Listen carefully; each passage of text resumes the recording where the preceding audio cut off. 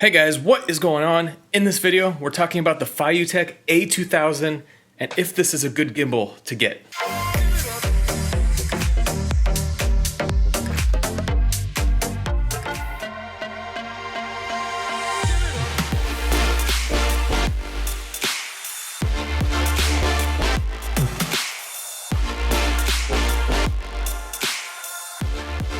Alright, if you've noticed in the last few videos where I've been using a gimbal, I've been playing around with this a2000. It's a cool, kind of unique gimbal at a price point of around $550. So it's not super expensive in the world of gimbals. Gimbals can get very expensive very quickly. So I've been playing around with it with my GH5. I've played around with my 8-18 lens on it. I've also, today I was playing around with my 12mm to really see how it performs with different setups and different scenarios. So let me show you some of the features of this gimbal and kind of what makes it unique. So when you open the case, you'll see that there is a lot of different pieces that come with this gimbal. I mean, the really cool thing about the Feiyu Tech a2000 is that it has both a single hand version and a dual hand version. And if you get the package that has both, then you can switch between the two. And one really cool thing about the dual handle is the dual handle folds up. So all of this is pretty compact when you look at it as a whole. One thing I would say about the case though is you have to reset your gimbal to fit in there. So you're gonna have to know your settings every time you pull it out of the case, and you're gonna have to rebalance it every time. On the gimbal itself, there's a few buttons. So you have a joystick which moves the camera around, you have a function button, a shutter button which takes photos, and then on the back side you have a trigger which stops the gimbal from moving when you hold it down. So if you're filming and you wanna stay in one direction, you hold it, and it will keep the camera in that direction. So it's kind of like a stop trigger. The case also comes with a mini tripod, so when you're using the single hand grip, you could just set it down.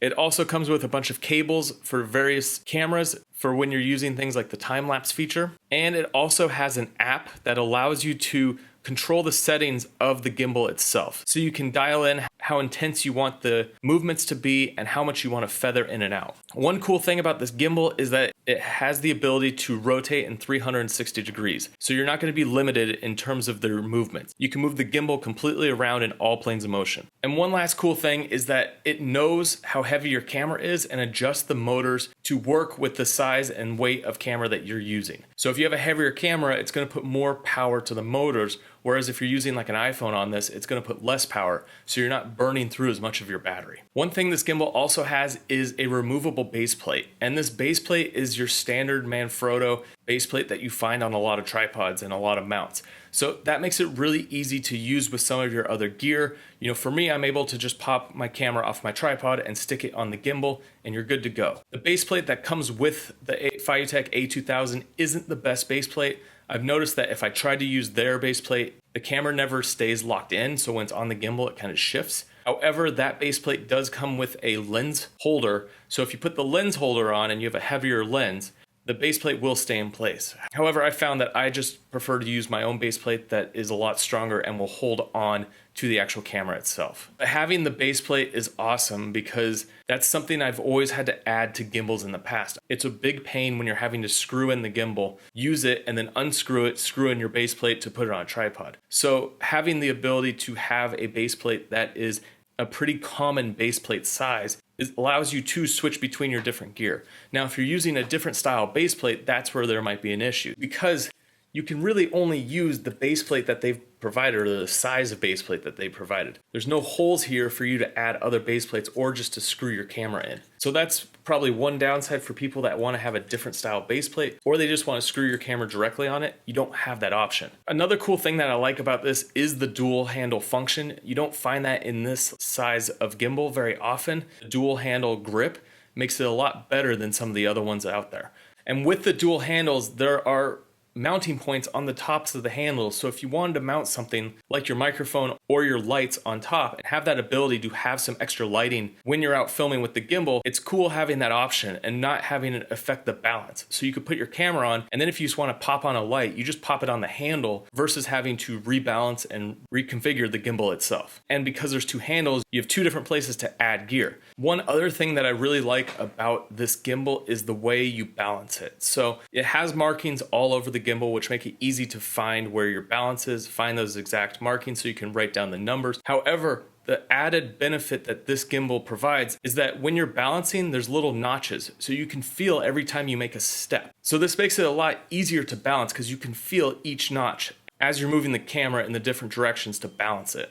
So as a whole, there is a lot of things that come with the a2000 gimbal. But when it comes down to it, a gimbal is only as good as how stable the footage is. The whole purpose of having a gimbal is to have stable footage. You don't want any micro jitters. You want the gimbal to respond when you're moving. So when it really comes down to it, you can have all the bells and whistles, but if the gimbal isn't smooth, then it's not a good gimbal. So I've taken this gimbal out, I've played around with it in a bunch of different settings. I've used the dual handle mode, I've used the single handle mode. So I really wanted to get a feel for how stable the footage is. So let's play a little sequence. This is a mix of footage from different times I've played with it. I put no stabilization on the camera and I didn't do anything in post. So you're getting footage straight from the gimbal itself. All right, so check this out.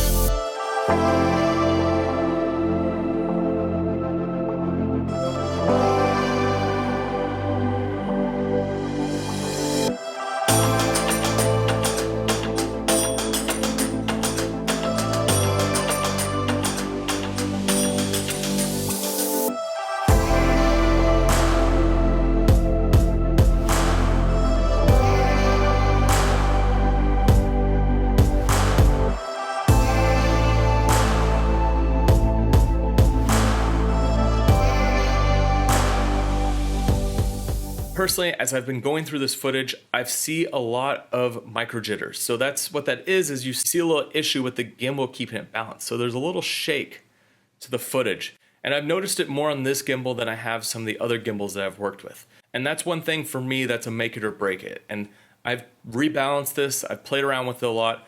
And just with the GH5 and the lenses that I'm using, I've been seeing a little bit of that micro jitter.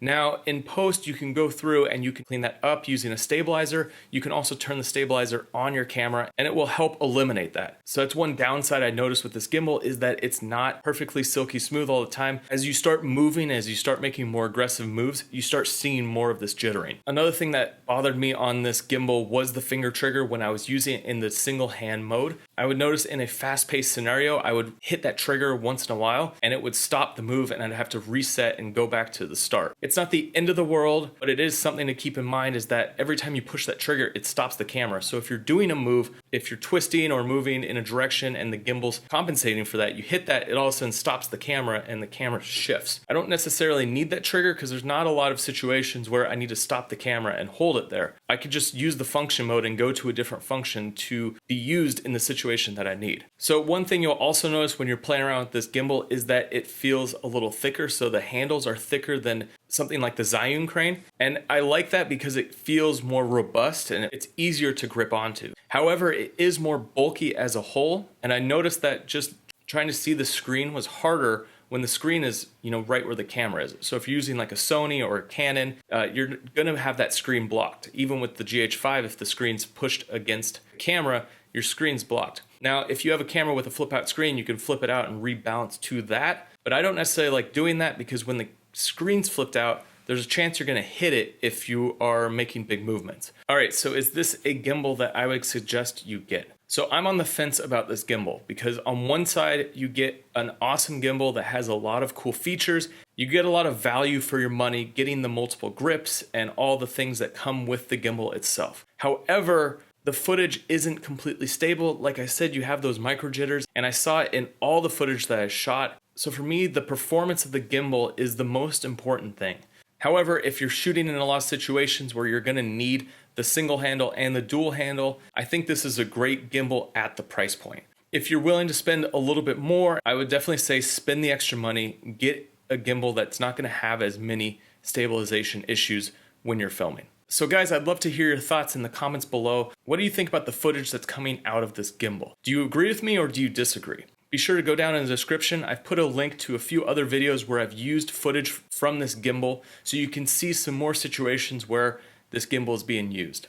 So that is it. Make sure you hit that subscribe button if you want to see more videos like this. I've got some awesome content on this channel. A lot of tutorials, a lot of filmmaking stuff, photography. I've got some awesome adventure vlogs. And come find me on Instagram @JevanDovey. And guys, I will see you on the next one.